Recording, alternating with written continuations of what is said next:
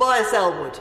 Thank you, Madam Deputy Speaker. My honourable friend can give way, and I'll give way on him if he likes. I join others in calling 6 months on for greater oversight of this place as we deal with this pandemic. We face 6 more months of hardship, and it's absolutely right that this Parliament plays its role in scrutinising the executive. Madam Deputy Speaker, I'd like to focus on the rollout of a vaccine, which may seem a little premature given we are contemplating a second wave of the pandemic and indeed further economic intervention. But a vaccine is potentially 6 months away. China is already mass producing a product. It's got another 10 others online as well. Oxford is heading into its phase 3 tests with tens of thousands of people being tested, as are other institutions around the globe. But the scale and complexity of this challenge is up there with the D-Day landings and indeed Dunkirk. And to put it politely, Madam Deputy Speaker, we must learn the lessons of the PPE rollout, testing, track and trace. Mass vaccine rollout is an enormous responsibility and we need to get it right. Planning must start immediately, and I have written to the Prime Minister recommending that he consider calling on the Ministry of Defence to establish a small task force led by a senior, empowered voice of authority to begin the planning and design of a draft blueprint. The armed forces have the capacity, the logistical experience and the national reach and are not overburdened by any current duties involving tackling COVID-19 to take on this mammoth and incredible task.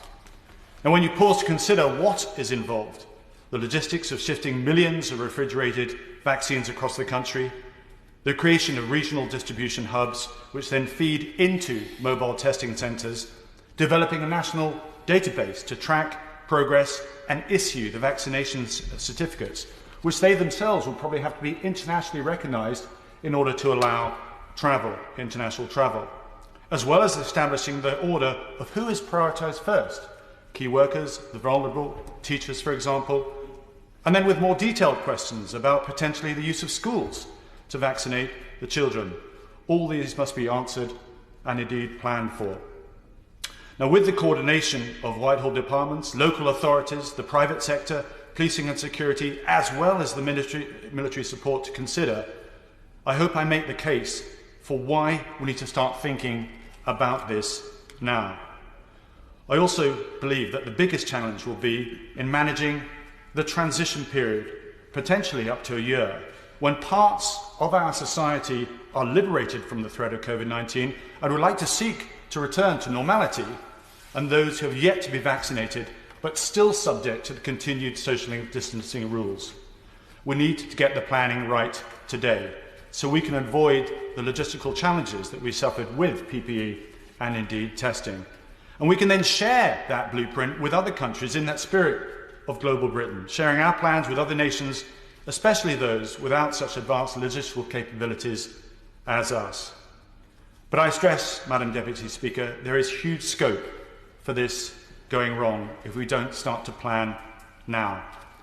The West was slow to understand the impact of this pandemic, the pace in which it moved through society and its lethality. But Britain has an opportunity to be that exemplar in how we manage COVID-19's departure. So let's task the Ministry of Defence now. Let's appoint a leader to plan, prepare for this complex and critical national project and ensure that we efficiently defeat this pandemic when finally armed with a workable vaccine.